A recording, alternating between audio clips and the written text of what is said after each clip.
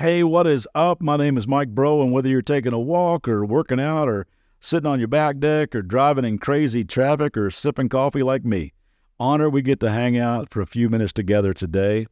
And we've been talking about how God leads us through life, how he speaks, how he guides, how he molds you and me into the right kind of people. Let me ask you, anybody been on a road trip this summer? Well, if you have, you know that most of the fun doesn't come so much from reaching your destination. Most of the fun revolves around who you're making the trip with.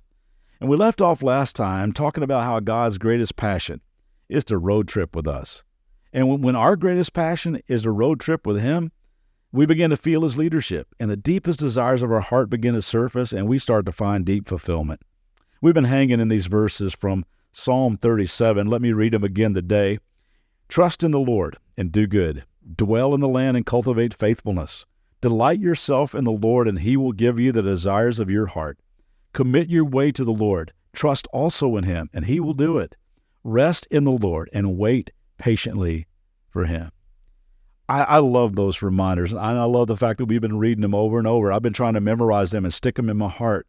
And I would encourage you to do the same, because those 7 verbs, trust, dwell, cultivate, delight, commit, rest, and wait, are great verbs to stick in our lives and to apply every day. Yeah, I read a story years ago about a guy named Stephen Trotter. He's kind of a daredevil dude who done a bunch of crazy stuff, but he wanted to go over Niagara Falls in a barrel. Now, I don't know how many of y'all have ever been to Niagara, but man, it's amazingly powerful. I mean, there are just millions of gallons of water pouring over those falls. And a handful of people have kind of done the barrel thing and survived it, but he and a girl named Lori Martin wanted to be the first couple to do it. Now, that's a creative date idea, right? If you make it over in a barrel, you might be meant for each other.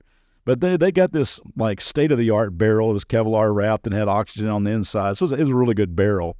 But I'm reading the story thinking, okay, so this is crazy, man. I don't think I would do this, but man, it's once you get inside the barrel, like how do you get in the river?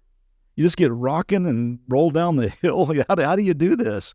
Well, the article said this very simply: once inside the barrel, Trotter's brother and friends pushed them into the river, and 16 seconds later, they were safely at the bottom of the falls below in one of the overlooks.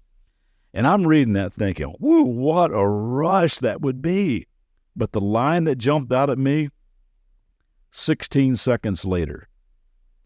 For 16 seconds, they had absolutely no control of their lives.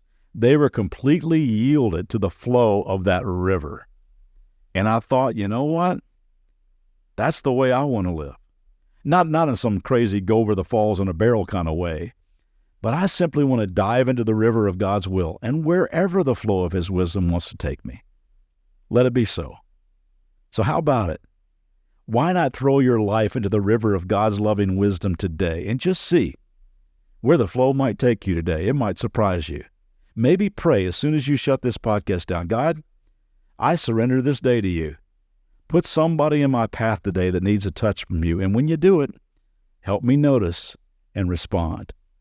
And gang, if you do that, you'll be right where he wants you to be, living in the center of his will.